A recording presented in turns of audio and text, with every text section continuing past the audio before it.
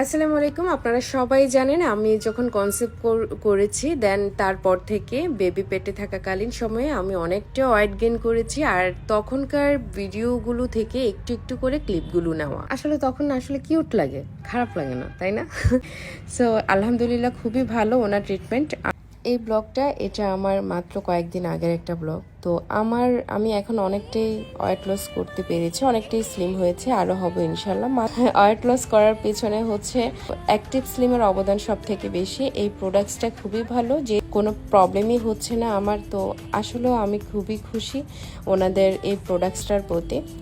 ধন্যবাদ অ্যাক্টিভ স্লিমকে। আর আপনারা যারা আমাকে এত এত কোশ্চেন করেন যে আপু এটা আপনি নিয়েছেন, আপনি উপকার পেয়েছেন কিনা, আপনারা তো নিজেরাই দেখতেই পাচ্ছেন আমার উপকারটা। এই জার্নিটা হচ্ছে আমি আসলে অনেকটা স্লিম হয়েছি, ইনশাল্লাহ আরও হব।